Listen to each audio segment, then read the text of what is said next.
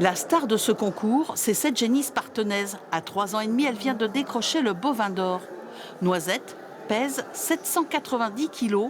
Son poids, sa conformité et sa couleur ont séduit le jury. Cette médaille d'or récompense des mois d'efforts. On ne les fait pas en 5 mois ou en 6 mois. Une bête comme ça, c'est un an de préparation. Vincent Plaisant est boucher en région parisienne. Il est à la recherche de l'animal exceptionnel. Il a acheté Noisette parce qu'elle répond à ses critères de sélection. On va acheter les bêtes dans le berceau parce que pour moi, c'est là où ils sont le mieux finis. Donc vous allez retrouver un grain de viande, une couleur qui est bien propre au terroir. Et généralement, si l'éleveur a bien travaillé, on a une viande qui va être bien persillée, qui ne va pas avoir trop de gras. Donc on a un rendement qui est vraiment optimal.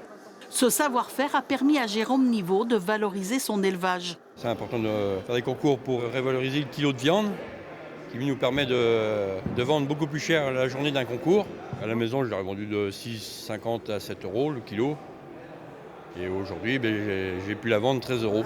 Labellisée depuis 2006, la race spartenaise, bien connue en Poitou-Charentes, Pays de Loire et à Paris, est en train de se faire une place dans d'autres régions. Aujourd'hui, on travaille beaucoup dans le sud de la France, c'est-à-dire vers Cannes, Monaco. Et on sait bien que nos bouchers aujourd'hui sont très très demandeurs du label rouge, mais du terroir, c'est-à-dire du Poitou-Charentes.